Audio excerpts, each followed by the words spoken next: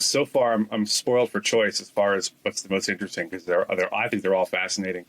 I think probably the most compelling one for some people from the law enforcement side would be I talked to Craig Johnson, who's a retired sergeant out of San Diego, California. He and I worked together on some task forces out there. He was involved in a investigation to a child molester in Lakeside, California. Child molester had evidently spilt the beans to his girlfriend that he was doing what he was doing. His excuse for that was that he was going to sell these images of her children being molested on the internet for rent money. And that just gives you a little insight into the mind of someone like that. He thought that would be, so it's okay. Yeah. So Craig and his partner, Ali Perez, who was a detective, go to the door of this guy's apartment to confront him about this. He's doing knock and talk. They've done all the requisite checks beforehand to make sure it was as safe as it could possibly be. They knock on the door. They say sheriff's department, and they're met with 308 rounds through the door.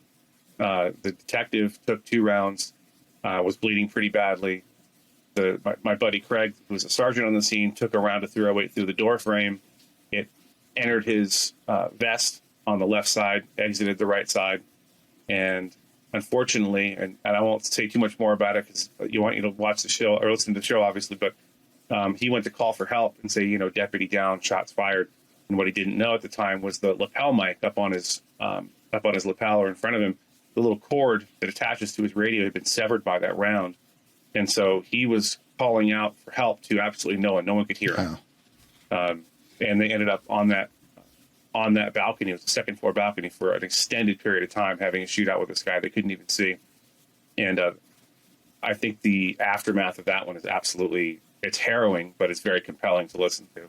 Another one I really enjoyed making was with a gentleman from Orlando, Florida, who was at work at a labor, like a day labor site where people come in the morning to get employed. So this site was sort of go between construction companies and labor type places and employees who wanted to work. So he's in the office that morning. Everyone had kind of cleared out, all the jobs been given out, and he's doing some paperwork. And in comes one of their regular workers who they knew, and everyone liked him. He was a good worker. They wave hi, good morning. He doesn't pay much attention. The guy walks around behind the counter and starts hacking at a coworker with a machete he produced out of a bag. And the story really revolves around our guy being concealed weapons carrier, turning to face this guy. And the time between when he turned and realized what was happening and that guy being on top of him with a machete and getting his gun out and getting to work was probably 2 seconds, but that part of the interview takes about 10 minutes. So that's how in depth we get with what happens during these encounters.